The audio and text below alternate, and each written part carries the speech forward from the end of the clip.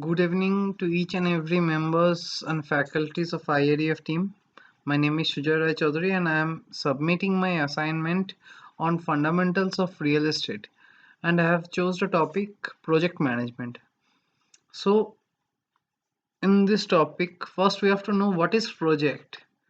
A project is an effort to accomplish a specific objective through a unique set of interrelated tasks and effective utilization of resources. That is what project is called. And what is project management? It is a methodology originally developed for the construction industry for controlling schedules, cost, and specifications. It is an art of setting up all the components of a project together to work in a synchronized way. It is also a logical approach to bind the various components together with effective planning improves the chances of a successfully delivered project. There are four phases of project management.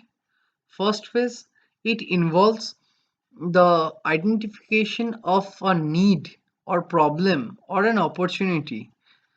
The needs and requirements written in a document by the customer where they ask contractors to submit proposals, cost, and schedule for the work to be done, which is also known as request for proposal, that is REF.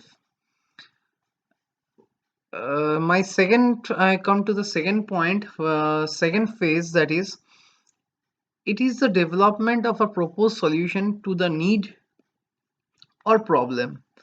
In this phase, proposal is submitted by the contractors, and the winning contractor negotiates and sign the contract with the customer, which is also known as agreement. Third phase, it includes performing of the project where different materials and resources are used results in accomplishment of the project. And the fourth phase, which is final phase, that is that includes termination of the projects, that is where it involves performance closeout activities, performance evaluation, and customers feedback. Here, when project management is related to real estate industry, project management when is involved in real estate industry, it's quite different from the other domain, as it's various complex as well as different components are involved in it. If the complexity, if the complexity are not of the components are not dealt with a maturity and a proper approach, it may lead to a disastrous result, which can be means which can make a huge loss in a project. There are various ways of cost estimations of real estate projects, but mostly all over India we follow the unit cost for the bill of quantities, that is which we can say BOQ, bill of quantities, and which is also the easiest way to estimate the project and also to break down the project into tasks, different tasks. Once tasks are defined and resources are assessed with their respective quantities, how much quantity will be required.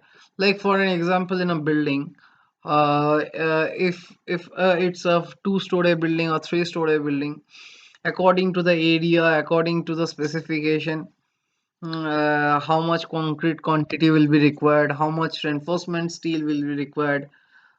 This all quantities to be mapped, and and accordingly we have to assign the cost for it, and the total cost is then determined by summing up the cost incurred in each task.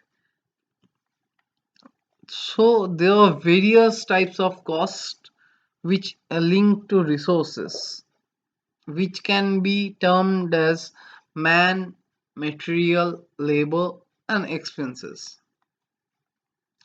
A real estate project cost includes design costs, bid costs, approval costs, and control costs, in which construction cost is just only a fraction of the total cost of the project. Design of a real estate project, it includes initial design, master design, and detailed design plans. It is a very critical component of a construction project which gives direction to the scope of work. And based on the drawings and designs and specifications given, a detailed scope of project is defined. And based on the scope, items and quantities of works are mapped and chalked out accordingly in a sequential manner. Though mathematically, often we have seen that cost estimates may vary. Though mathematically often we have seen cost estimates are based on physically measuring the floor area, volume or length, it is observed that costs do not always varies linearly. And this affects a lot in an economy. The scale economies and diseconomies do also have an impact, in which in turn results in a range applicable to all the construction projects. While mapping the basic costs, it is also important for a project manager to take the account of the joint cost involved. An allocation factor for cost bifurcation must be taken into account for accurate estimates. A project manager should also not forget that a construction project has a span of 3 to 4 years of completion. Thus, cost indices must be measured and thus aggregated to price index, which may be followed based on historical data. The inflation index is another important aspect to be considered for cost estimation. Since we know construction costs are incurred over a period of 3 to 4 years, it is also necessary to determine the cash flows. This helps in determining the amount of money that would be spent over a certain period of time. Once all the estimates are put in place and project starts, the next challenge for a project manager is to calculate the percentage of work completed. While it is assumed that the cost incurred should be directly proportional to the amount of work done, it does not hold true for the construction projects. Because practically we have seen, like when suppose for an example, when as a site engineer I have noticed one thing, that when we give any shuttering works or reinforcement works to a contractor, in a contract that is suppose for an example 100 square feet area for 100 square feet area for 1600 rupees. So but there is a then the contractor plans accordingly and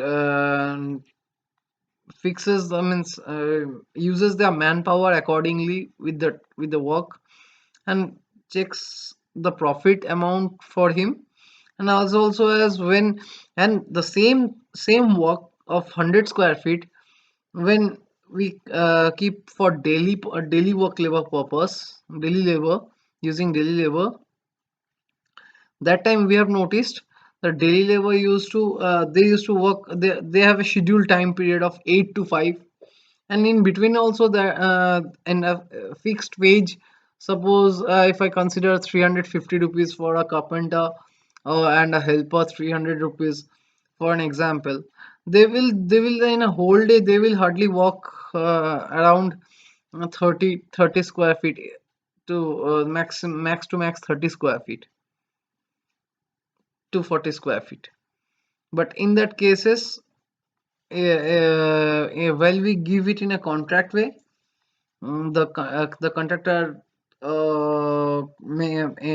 uses his manpower in such a way that he also gets profit from the certain amount.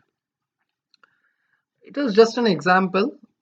The whatever I have told, the rate and the costs, and the it may vary. It will vary, obviously.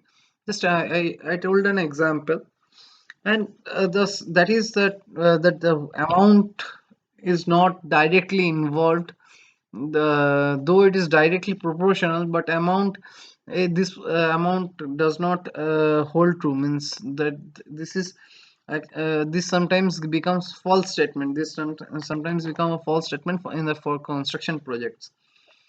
So let's come to the point. The percentage of construction work must be calculated, taken into account the work completed till date and the total value of work to be completed.